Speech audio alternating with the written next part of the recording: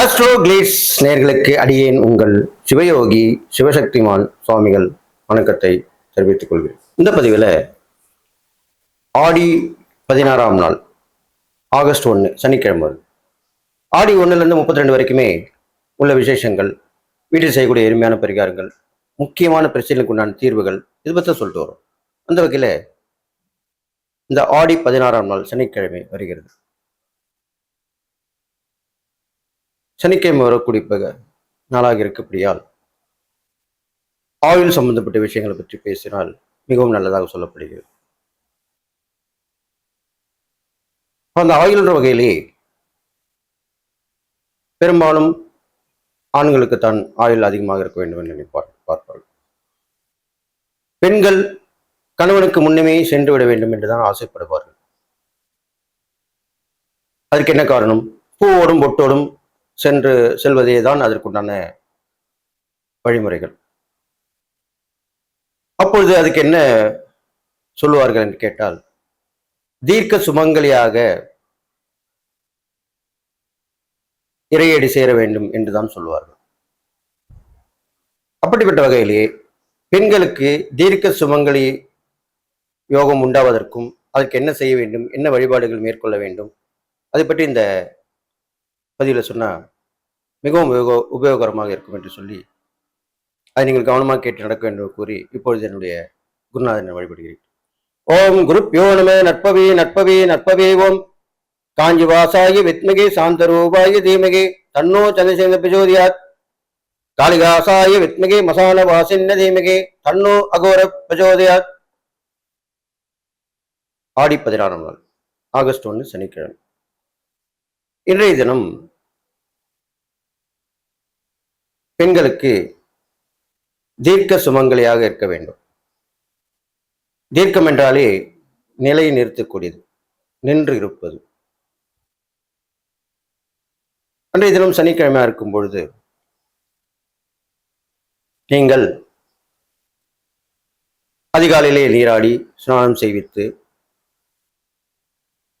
எல்லாம் எல்லாம் எம்பெருமான் சிவபெருமானை வணங்கி சிவனும் சக்தியும் சேர்ந்து வழிபட வேண்டும் பெண்கள். இதில் ஒரு விஷயம் சொல்லுவதென்றால், பெண்களுக்கு மிகவும் சிவனைத்தான் பிடிக்கும், ஆண்களுக்கு சக்தியை பிடிக்கும்.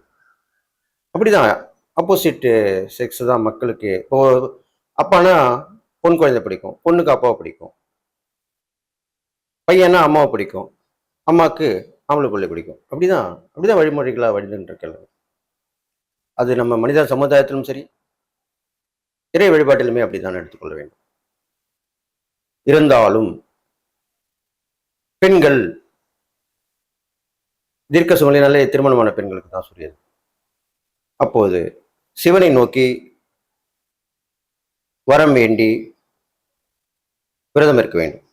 பெரும்பாலும் சனிக்கிழமை விரதம் இருப்பது ஆயுளை வளர்க்கும், தீர்க்கமான ஆயுளை கொடுக்கும். என்னுடைய கணவருடைய ஆயுள் தீர்க்கமாக இருக்க வேண்டும், அவருக்கு முன்னே நான் சென்று விட வேண்டும், தீர்க்க சுமங்கலியாக சென்று விட வேண்டும் என்று வணங்கி எல்லாம் உள்ள சிவபெருமானையும் சக்தியும் சேர்த்து வழிபட வேண்டும், சிவசக்தியை வழிபட வேண்டும். இது வீட்டிலே அந்த படம் வைத்து வழிபடலாம். சிவனுக்கும் சக்திக்கும் உண்டான விளக்கெண்ணெய், வேப்பெண்ணெய். சிவனுக்குரியது விளக்கெண்ணெய், சக்திக்குரியது வேப்பெண்ணெய். இந்த 2 எண்ணெயும் சரி சமமாக கலந்து புதிய அகல் வாங்கி அன்றைய தினம் மாலை வேளையிலே, இப்ப பரிகாரம் மாலை தான், சாயந்தரம் தான் சொல்லப்படுது, மாலை வேலை 6 மணி அளவிலே ஒரு அகல் விளக்கிலே ஊற்றி, இந்த 2 எண்ணெயும் கலந்து ஊற்றி 2 திரிகள் போட்டு விளக்கேற்றி வர வேண்டும். ஒரு 48 நாள் தொடங்கி வர வேண்டும். அந்த ஆடி மாதம் வர சனிக்கிழமையில ஆரம்பிச்சிட்டிங்கனாலே போதும், நீங்கள் விளக்கேற்றி வழிபட்டு வர வேண்டும். அப்போது கணவனுக்கு தீர்க்காயிலும் உங்களுக்கு தீர்க்க சுமங்கலி வாக்கியமும் கிடைக்கும். சிவசக்தியை ஒரு மனதார வேண்டி வணங்கி வழிபடும். இது வீட்டில் செய்யும் முறை.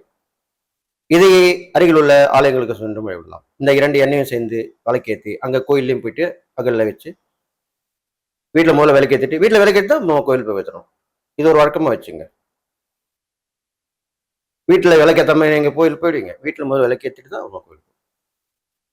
கோயில் ஆலய சிவசக்தி ஆலயம், அம்மன் ஆலயத்தில் சிவன் இருப்பார், சிவன் ஆலயத்தில் அம்மன் இருப்பாங்க. இந்த 2 பேருமே இருப்பாங்க. அவர்களுக்காக வேண்டி வணங்கி வழிபட்டு வர வேண்டும். வெளியில் வரும்போது தான தர்மம் செய்ய வேண்டும். பரிகாரம் என்று பார்க்கும்போது கோயில் விட்டு வெளியே வரும்போது தான் கொடுக்க வேண்டும். அப்பொழுதுதான் அந்த பரிகாரம் பலன் அளிக்கும்.